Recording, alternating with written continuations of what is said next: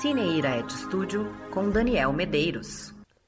Descobri as palavras perdidas ainda muito jovem, quando estudante do Colégio Militar de Fortaleza. Um amigo, Vicente Martins, sugeriu-me uma diversão, enquanto aguardávamos a formatura que antecedia o início das aulas. Ele me diria uma palavra e eu deveria dizer o que significava. Vicente, um ano mais velho que eu, era poeta, em uma época na qual não duvidávamos de afirmações tão marcantes como essa. Sou poeta, disse-me ele. Gosto das palavras. Quer conhecê-las melhor? E então, todos os dias, brincávamos de palavras. Em casa, havia um dicionário de capa preta, do MEC, que meu pai chamava de pai dos burros. Meu pai tinha o excelente hábito de não responder nossas perguntas e exigia que procurássemos a resposta. Ele tinha também uma enciclopédia Delta Larousse e aprendia a folhear suas páginas ao léu, olhando as imagens em preto e branco e detendo-me em uma ou outra definição. Gostava das explicações longas, pois achava que guardavam um conhecimento mais profundo.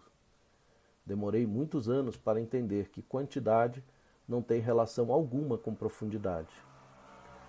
Depois que me iniciei nas palavras perdidas e vivia anotando palavra no pai dos burros, meu pai permitiu que eu usasse o Caldas Aulete, uma série de livros grossos de capa azul escuro que enfeitavam o alto da estante da sala. Com o tempo, essa se tornou minha coleção preferida e concorria até com os quadrinhos e os livrinhos de detetive e cowboy.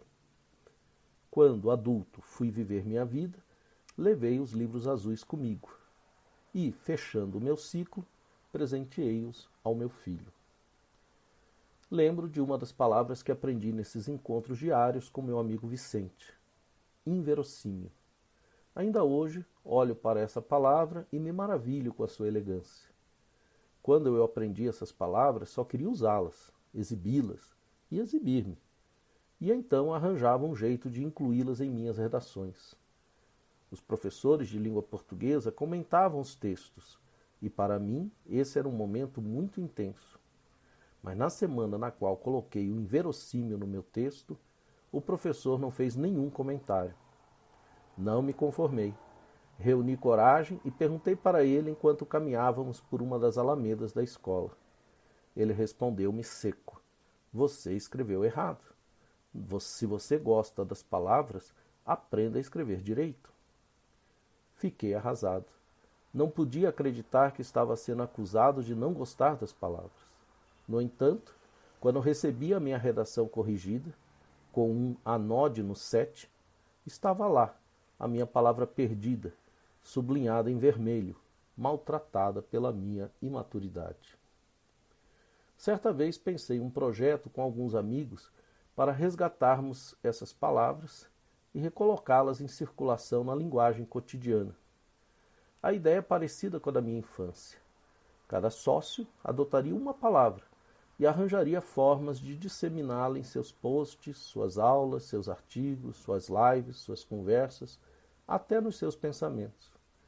Um trabalho de formiguinha, espalhando diligentemente suas palavras como legados para as futuras gerações. Minha palavra escolhida aprendi em uma crônica de Humberto Werneck citando Luiz Fernando Veríssimo. Flunfa. Como é sonora essa palavra! E o que será que significa? A que será que remete uma palavra que se pronuncia com tanta maviosidade? Eu sei, é claro. Outra palavra que usei recentemente, brusundanga. Trata-se da palavra usada por Lima Barreto no seu delicioso livro sobre o Brasil de seu tempo. E eu usei para falar do Brasil do meu tempo. Acho incrível esse poder de uma palavra que durou 100 anos, dizendo a mesma coisa triste sobre o nosso país que não aprende a ser diferente. Essa semana aprendi mais 2 palavras, relendo vastas emoções e pensamentos imperfeitos do maestro Rubem Fonseca.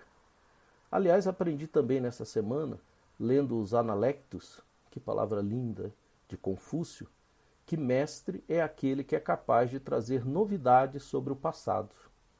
Rubem Fonseca permite isso toda vez que volta aos seus textos. As palavras são, efélides e pardavasca. Observem a sonoridade dessas duas palavras. São palavras para descrever características superficiais de um personagem, mas parecem revelar mistérios tão mais densos, mais importantes.